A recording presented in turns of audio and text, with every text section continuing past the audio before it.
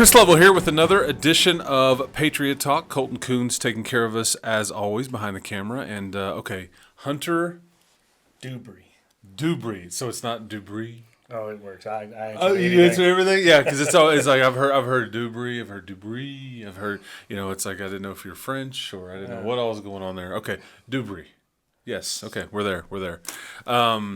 So second year at Liberty High School, and obviously Hunter is the track coach over there, and helps with football and all that stuff. But we're going to talk some track with him today.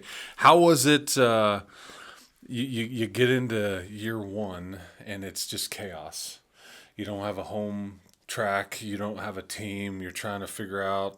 Come on, guys, let's come run. And where, coach? Just the whole thing. Take me through from how you got from here to now and how it's been. Because now you're on the cusp of year two, and you've got a track, you've got a team and all that stuff. But how did we get here? So, last year, like you said, it was chaos, trying to figure out. We only had a JV at our first meet because basketball was still going. I didn't know who was coming. And then as the year started going on, everybody started coming out of their sports, and it made it a little bit easier trying to figure out where everybody needs to go. And with soccer ends, it gets a little tough because you don't know what all they can do. But we did pretty good last year and ended the year really well. So made it to regionals and several events, and with just freshmen and sophomores. And kid ran a 10.6 in the 100 and 22.4 in the 200 so we had a lot of good things happen last year. And now, how many kids did you have on your team last year total? How many were in the program total? Total was 34. I think I had 34 total. Okay. And do you have a feel for what this year looks like as far as total? So we have more kids now. So right. The more the freshmen came in and all of that, and then now we've had other kids decide they want to run track and be a part of it and get faster, and so now it's kind of growing. So I'm hoping that we can we should be good for that as well. Are you over 50 or over 60, or do you have a feel yet? Well, so right now, just as is. 'Cause there's other sports going on. Yes. Yeah. I'm sitting, just the boys' side, I'm sitting at around 27, maybe 30 kids. Okay. So I was looking this morning while we were warming all up, and we have a few kids who are injured right now, but we haven't even got to basketball kids yet, or soccer kids. So hopefully we got enough uniforms. So. That's a good problem to have. That's a good problem to have. Yeah. As opposed to hey, y'all want to come out here? And track is one of those sports. It's a spring sport, and it's what they all did in middle school because it was really one of the only things you could do to finish out the school year was in spring. But it's one of those things that translates over to pretty much everything else that they may be doing from another sport. And I know they don't necessarily know that. However, you do. Yes. So how much are you having to try to explain, hey, man, this will help you on the football field, on the basketball court, on the soccer field, on the baseball diamond? I don't know, whatever. It's an argument every year with the kid. They think they know everything. It's kind of fun. No, I can't believe that. Yeah. But, track, again, is one of the greatest things you can do for any sport because it'll help you run faster. It'll help you jump higher. It'll help all of those fast twitch muscles. We can help train all of that. And so, as we're doing that, you're going to get better in the sport whatever other sport that you're going to be going into. And then the good thing too is the way our workouts are set up. It's not to injure you. We set it up so that you're doing the right proportions and at the right times and at the right percentages to make sure that you should stay healthy along with the right warm up. So. Okay. Yeah, which is also a discipline too. Yes. Oh man, coach, I forgot to stretch. Well, this is the price you're paying right now. You just pulled a hamstring. Quad or whatever. How many track only kids do you have? Like you mentioned, 27 boys. Yes. Were all those football players? Is there anybody that's? So we have some who for the first time because we didn't have that last year. True. And okay. So I think I have. Right around it's only around 6 or 7 right now. Okay. Who are been track only. Some may have done cross country. Gotcha. Which translates, distance and all that stuff. And so now too, I've taken over the girls' side too, and so you talked about earlier building process from last year. Well, now it's a building process this year. So I've been trying to figure that out as well. Have you coached girls before? I've coached girls, in events, but I have never been in charge of girls as a whole. And How's that been so far? it's been humbling. I'll tell you that. In what way? Well, I will say this: those girls have done everything I've asked them to do, and they have worked so hard, and I've been so proud of them. Because as soon as I was able to start working with them, I mean, we had our like we were going through, I guess what you could call an off season, that weight program, like trying to get them ready and prepared. And they just, yes, sir. And they took off with it, and they did amazing with it. And I've been so happy and blessed that the girls I have right now to do that, because that's not easy. No, That's tough.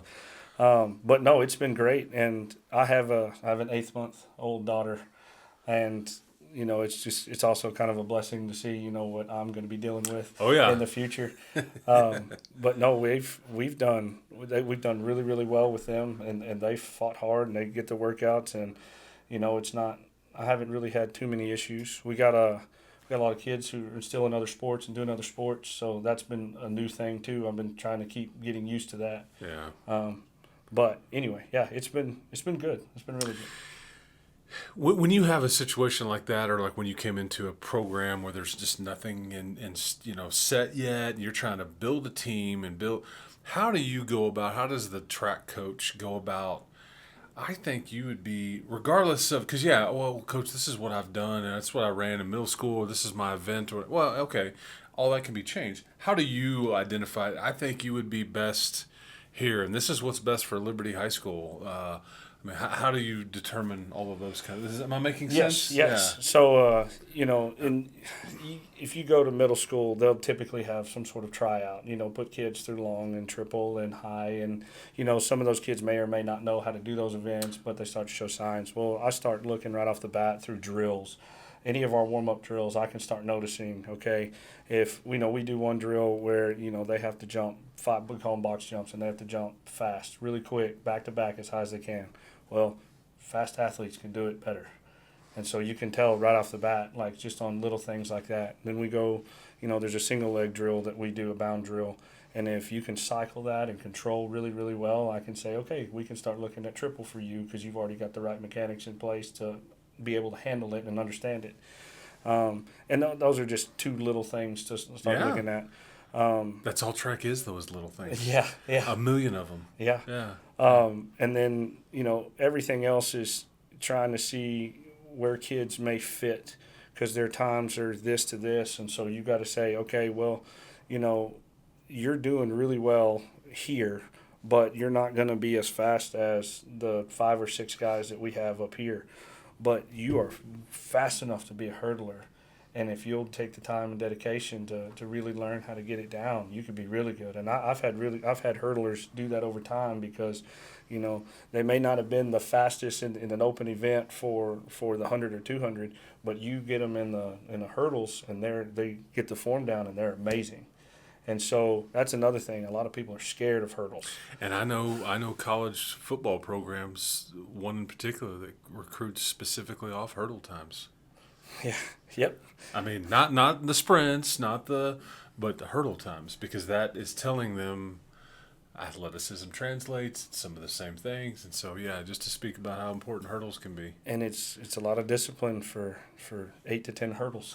Yes, it is. So not only they can continue to do it, and so it's good. And so that's one of the big things coming in, is when you're trying to figure out where everybody goes. And you can get an idea from their middle school stuff, but a lot of times, they grow 6 inches or 1.5 feet. And it's constantly changing. Or you catch them in the middle of when they are growing, or their body's changing and all those things, and that changes their speed, or speeds them up, slows them down, whatever. I mean, all of it. It's all just a constant change, and you're for. So you took a bunch of kids to the Wes Kittley Invitational, yes, in the indoor. Yes. How was that experience? It was good. Oh my gosh, it went way faster than they didn't have it last year. Okay. And so when we first got there, because they were constructing over there with everything. Yeah. Okay. And so this year, there was over 1,500 athletes there. I talked to Coach Murray, and he was telling me like, we're going to try and be as efficient as we can, getting everybody through. And that was the fastest I've ever seen hurdles go through in my life. They were doing a set of hurdles on the minute every minute, no matter what. And so I was like, whoa, we got to get warmed up a lot faster than I'd planned. And so that was kind of crazy to get used to. But our kids did really, really well. We had, Camel Beeler, so it was only 2/10 off of her fastest 200 time last year. And she was in the indoor with 2 curves. And, that was pretty good to see. We had some, our 400 girls looked really, really well with their times this early on. Long jump, we had a freshman break the school record. He went 42 feet as a freshman, and with a second phase, we got fixed big time. So that was really good to see. Okay. And then he turned right around and ran the fastest 200 time, or the second fastest 200 time in our group of boys. Okay. And so, and then we had our Gavin McPherson. Yes.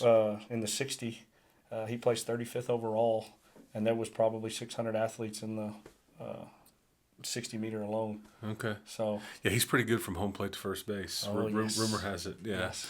He says he's gotten good at. We're talking track here, but I mean it translates to baseball. Yes. Yeah, like just get that little bunt down and can't catch him. Yeah. Yeah. Did you watch much of the Paris Olympics? Like when track and field rolls, is just like appointment TV for you as a track coach? Yeah, I tried to. Now everything's on a different app. I know, yeah, the channel. I get it. I tried to watch everything I could. Like I couldn't watch it at the time. Some of those were. But you eventually consumed it. Oh yes, yeah. That's one of the first things I look at, and I talk to the kids about too.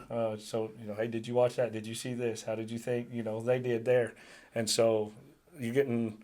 Now that we're growing, like more kids are starting to care a little bit more, and they're actually starting to talk about track a little more, and so that's been cool to see too. Because that's my goal: is more people have a passion for track. Yeah, so. I mean, again, it's just there's no negatives, even though they may think it is, because you're dealing with weather. Oh yeah. This time of year, and it's last week to this week was night and day and all that stuff. But it all translates. If you're running outside in the cold.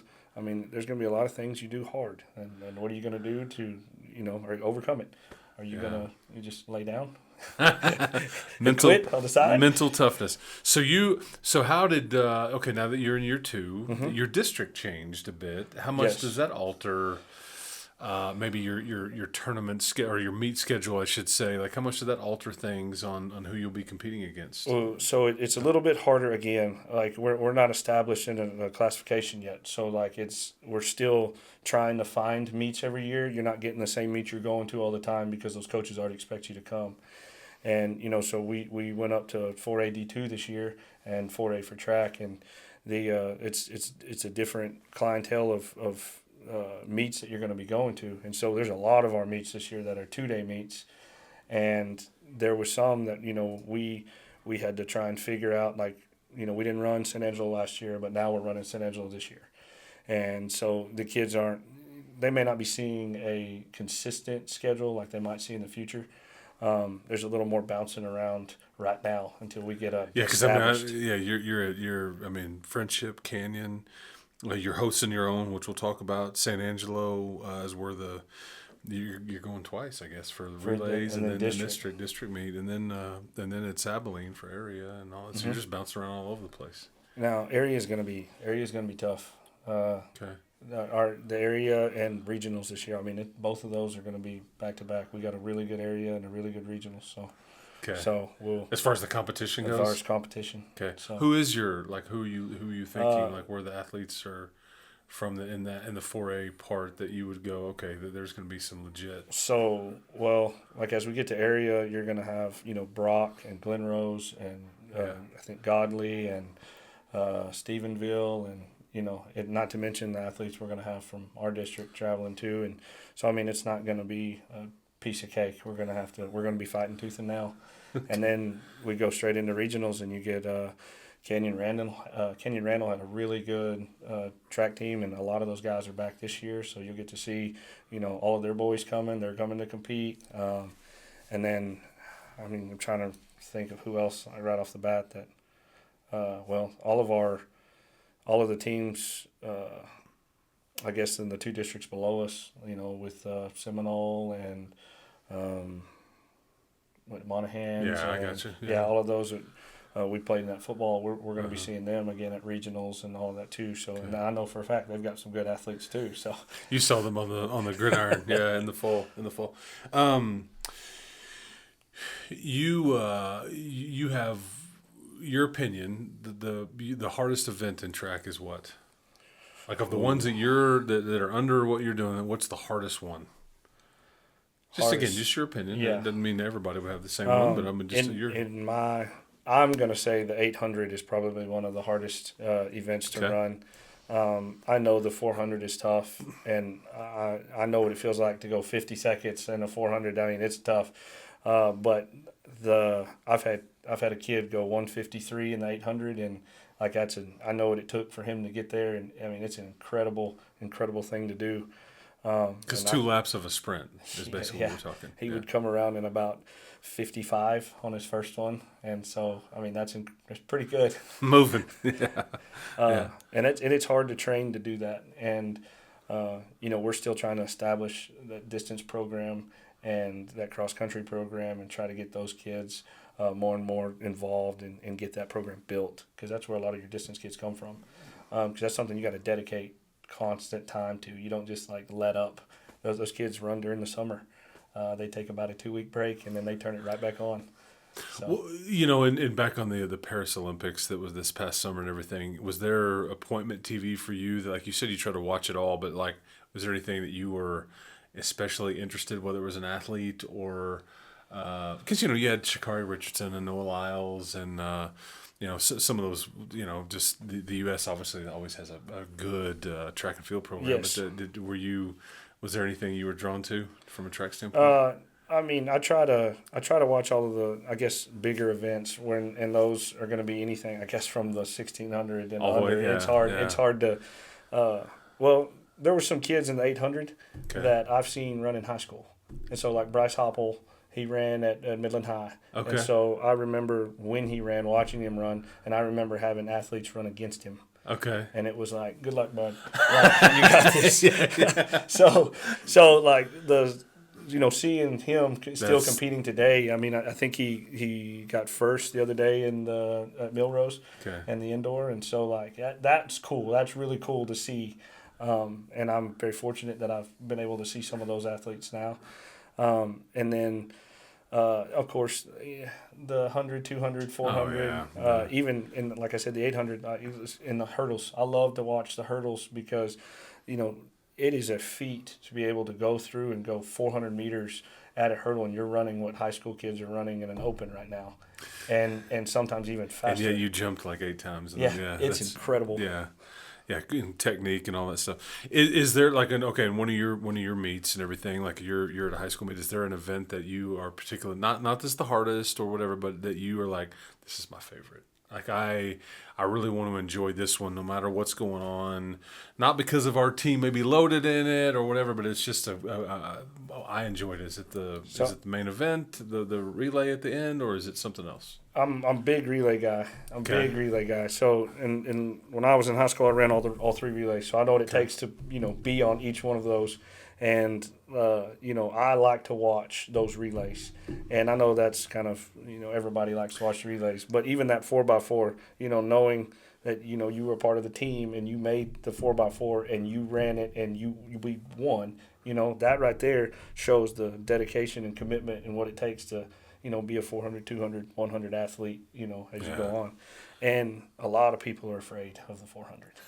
A lot of people. Because it's the 1 lap sprint. Yes. And you get a lot of eyes on you too. We train it. Yeah, I got you. Are you superstitious? Yeah. Well, there's one thing you do not do. Okay. And you do not joke around with that baton. You don't toss it to your buddy. You don't hit each other with it. You don't treat it like and if it falls, that's not a funny thing. Like we got to wipe that thing off and make sure it doesn't carry on with us. I got you. So this is even just like going to the meet and during the day, warming up and everything. Like there's no joking when it comes to No, that. it's just when we go through handoffs, you don't mess with that baton. Okay, that's fair. It's like not stepping on the chalk in baseball. Like you step over the line. Like you just don't mess around with that. That's an unwritten rule. Yeah. Okay, I got it. I'm picking up what you're putting down.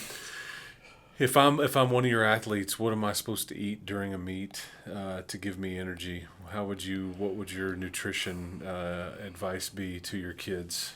Well, protein's big. Protein's always a good thing to have, but the simple carbs, simple sugars, anything to like really give us the energy. A lot of our athletes are going to be burning that pretty quick. They're going to go through it pretty quick. But that's one thing. That's a good thing to start your day off with. And then as we get into like lunch, it's always going to be some sort of sandwich. It's going to be something light. There's going to be the least amount of fat on there, if any at all. Okay. And so turkey and cheese and on wheat or something. Yeah. Yeah, and then you're good. Okay. Yeah, and no sauce. They'll get tired of it, and it's okay. So bland. Yeah, I don't. Yeah. How many events is there on each side? Like boys, how many boys events are there in a meet? So in everything, there's 17. 17 events. So you're doing 34 then total between yes, boys between and girls. boys and girls. How as your program grows, the fun thing about like a track coach though, which is it's like it's not subjective in so many ways because really the clock tells you who's doing what. The measuring tape tells you, so it's like kind of, I don't want to say like takes you off the hook, but your decisions are easy. It's like, hey, this is what right? Yes. Explain to me that dynamic. That's the beautiful thing about track and field is the numbers don't lie. And the data's the data. And there's things we can do, like as coaches, it's our job to like coach technique and help. Mm-hmm. But at that time for the next meet, because your technique may change later on, but at that time, the top guys or top girls in each of those events, are pretty much who are going to compete in those events. And there's some exceptions with, we have some kids who, I have two boys right now that I could probably put in any event, and they would do pretty good at. And so, but as we look at everybody else, like, you start to distinguish, well, varsity, JV, who's doing what this week. You may have long jumped last year, but you got beat out this year, but you still run the varsity 1 and 2, or you're still on the relays. So we just may take you and try to find you another place, or we keep working you there until you beat somebody out. So at the end of the day, numbers don't lie, but how bad do you want it? So before every meet, and you like how many days before that meet is gonna be run do you have to like, okay, here's my entries? I know it can change and you can scratch and all that stuff, but like how much is it? 48 hours before? Is it a day before? Is it? So most of the time, there's a lot of meets, especially local, that they'll do the day before, that Thursday before. Okay. But where you submit your entries, like this is who's okay, gotcha. Yes, or even like up to Tuesday, I guess, that during that time. But then they'll let you go back and change it. They just want you to hold your place, I guess, for those events. But when you get into district and everything, then it starts. There's a strict deadline. You have to have them in by this time. You can go and change, but you have to make sure these are in their place at this point. Okay. And so that one gets a little more strict. But with these invitationals, a lot of the coaches, unless you're going to something like really, really big, a lot of them, especially around here in West Texas, are real lenient.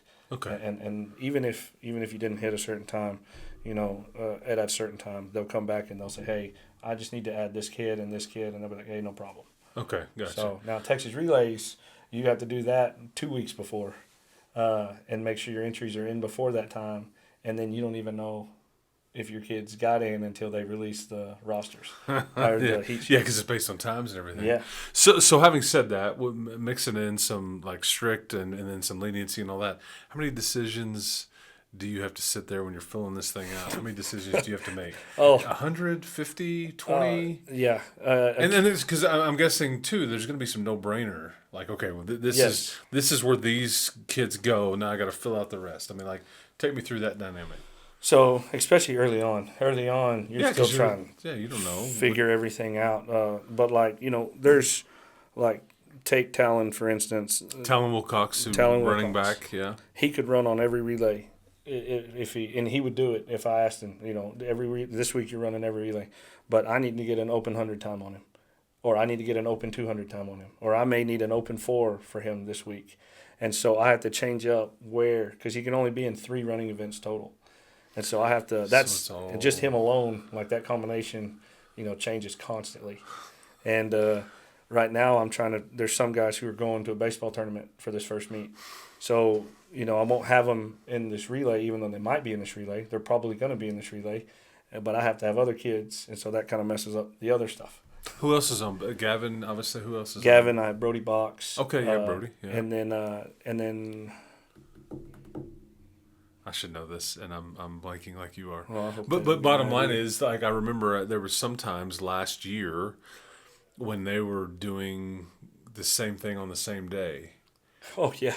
Yeah. Like, and that happened multiple times. Like, literally leaving a baseball game or hurrying up with the track meet, running the race, and then off to whatever. So, just like our meet this year, I had to have our meet on those dates because there's a tournament here in Lubbock. And it was the only way I could get our baseball kids here. Okay. And they'll actually, play that morning and then run that afternoon.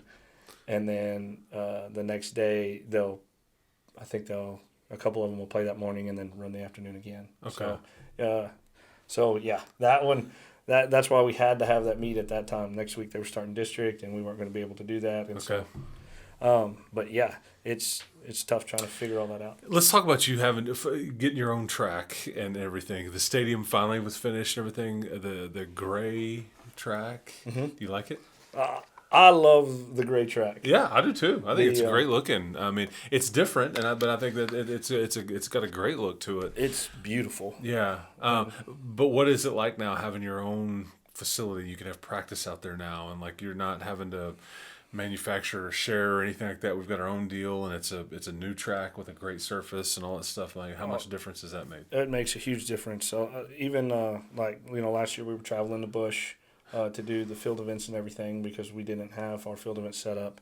Well, now all of our runways are done and they're marked, and so we can actually start doing all of our field events at the school, like in the pits. Okay. We were doing the indoor. We've done a lot of stuff in the indoor because if we couldn't be on the runways, then we were having to do our drills on a mat that we pulled in there to help get our long jump, triple jump stuff into high jump. Okay. And so now everything's good. We can do everything where they're supposed to be done, and that's nice. It's kind of hard to work pole vault if you can't get on the runway to. Pole vault's kind of hard anyway, regardless of where you're doing it at. That is one awkward thing to watch, and speaking of like scary, there's just nothing about that. It's like, yeah, I'll try that. I'll go run with this giant thing attached to me and bend it till like it's gonna break, and then throw myself I don't know how many feet in the air and then land on. I mean, yeah, it's all so unnatural.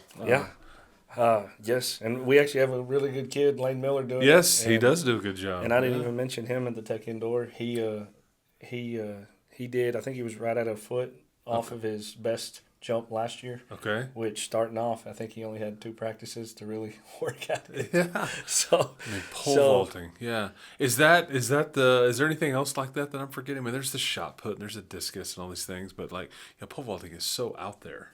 Yeah. Triple is hard. Triple takes a lot of technique. Yeah. And it can take a toll. And it's very unnatural. Yes. Because quick twitch. Yes. I mean, hips and all that stuff. What's your favorite thing about track season? Is it watching the progression of your kids and kind of figuring out the pieces of the puzzle as you kind of go along? And it's like, because the track coaches are wired differently. Oh yeah. Yeah. I mean, yeah, you guys are super organized. You know everybody's times. You're walking around with a stopwatch all the time. You start telling me, yeah, you ran a 22.5, here, and and I'm like, I don't even know what else is going on. But you've all got that committed to memory. Yeah. But like, what's your favorite part about this whole deal? So the success, because success doesn't have to be a first place medal. Doesn't have to be a medal to begin with. Success is an increment of time or a mark that increase. Yeah. And that right there is like huge, because one, you're starting to see the times drop down or fall off, and you start to try to look at their marks getting better, even if it's a half an inch or an inch or a tenth of a second, that'd be amazing. In some events. And that right there is like everything is working, everything is falling in place, everything. Because they worked hard in the weight room, they worked hard on the track, they worked hard in their field events. And then even that little increment of increase says, okay, what we're doing is working. Did you watch Sprint on Netflix? Yes. Okay. And so to that point is just fascinating to me, like the lifestyle or the mindset of a sprinter, the fastest people in the world, and that it is. I mean, you mentioned the little things, but it's a tenth of a second. Is how their whole life is. You are labeled based off of a tenth of a second, one way or the other, and so every little thing. It matters, and that was just fascinating to look inside that world, because I just don't think nobody else lives their life like this. Yes. But the margins are, we all screw up all the time massively, but they screw up just a barely, and then you go from world champion to you're fifth and nobody wants to talk to you anymore, and you lose all your endorsements or whatever. This is so there are kids you have that are, when they come in especially, that are at one level. And then there are kids you have that are at this level, and then they're your elite kids. Okay. And so each one has to be trained differently. Because this one differently and trained differently. Okay. And so as you get to that elite athlete, they need more of that fine tuning, that stuff we need to really work on to try and get that little edge out of the blocks or off their penultimate step, or coming, if it's long, or how their release comes out of their throw. And those, they need that you talk to them a little bit differently, because they've already been through the beginner and the intermediate here, and so that gets a little tough when you're trying to separate those guys, trying to find those athletes. Where are you at? How are you fitting in? Okay, this is what I need to say to you first, and then we'll gradually go up. But just like you said, that little tweak that you do with the New Balance, the indoor, the Grand Prix they just did. Noah Lyles beats Terrence Jones by 5/100ths of a second. And so, nobody talked about Terrence Jones, but they all talked about Noah Lyles. Yeah. And it's crazy. And Noah Lyles probably talked about himself quite a bit too. Yeah, that's how he is. So your schedule, we kind of talked about, you're bouncing around everywhere. What's it going to be like hosting your own meet? You looking forward to that? Yes, I am. Because it's organized chaos now. There's a lot going on. It takes a lot of people, all hands on deck, and it's just if you've ever been to one of these, it's just insanity if you don't know what you're looking for. I'm great with organized chaos. That's what I live in. If you got an 8-month-old at home that's a girl, then you get used to it. I am great with organized chaos. Okay. But thankfully we have a bunch of coaches who have hosted their own meets and have said, okay, let's look at this, make sure you have this, don't forget this. Yeah, Coach Sexton, Coach Tolliver, all those guys are great at it. Yeah. And so that helps tremendously, especially going from hosting the first one here, first one ever. So yeah. You didn't already have stuff from before, you're having to make sure you don't leave anything out, because that could be bad. Yeah, and you'll have your baseball kids there. Yes, my baseball kids. Yeah, that's right. Is there any other, before we let you go, is there any other athletes that you're kind of expecting some big things from, and that have a chance that we would? I'm putting you on the spot here, and I don't want to leave anybody out. We don't have time to go through everybody, but is there anybody that you're thinking of as you kind of think through it, that okay, they've got a chance to be really good here or there that we haven't talked about yet? Yeah, I know I haven't really talked much on the girls' side, but you mentioned Campbell Beeler. Beeler, and I'm looking forward to everything she does this year. Okay. We had Natalie Miller, who came off of a broken ankle during volleyball. Okay. And so she's trying to get back to where she was last year, and she's on track. Her numbers are starting to show, and so that's been good. Strengthening has been the tough part there, because we didn't get allowed until the end of December. Okay. And then we have Braylee Barron, who came on from last year, ran 400 for us and was in our relays, and I'm looking forward to everything with her in the 400, and really, I guess I'm going to have to put her wherever I can relay-wise, because she's one of the ones that can handle, she's talent. Almost anything you throw at her. Yeah, gotcha. Okay. And then Kate Curtis, she came up, and her times have started to improve, and speed has improved, and I love her running form. That's one of the hardest things. And then we have a little freshman that she came in, and I started watching her compete and everything. And Ella Hurst has come up, and she will make her varsity debut next week. Skipped ahead. I love it. Yes, Yeah. she competed very well at the indoor, and she didn't. She told me she was terrified, but she competed so hard, and she put her whole heart into that. And we probably only had 2 days of lactic training going into it, and she did wonderfully. Okay. So I'm excited to see, with that core group right there, what ends up happening, as we go throughout the season. And then just it's all the pressure on the coach to put all the pieces in the right place now. Oh, So yeah. Hey man, I can sit here and talk to you for a while, but I just your sport is fascinating because there's so many athletes, moving parts, change, and what times may look like in February-ish look completely different when we get to April and May, and that's the fun part. So anyway, okay, so you've got the Patriot Relays coming up. I believe it's like, what is that, March the 7th and the 8th? Mm-hmm. Am I right there? Is that a Friday and Saturday? Mm-hmm. Yeah. Okay. So and obviously you'll be in and around town and out of town and all that stuff and leading up to that and on the other side of it and everything like that. So anyway, for Hunter Dewbre, right? Not Dewbre, it's just Hunter Dewbre, right? For Colton Coons, this has been Chris Level, and this has been another edition of Patriot Talk.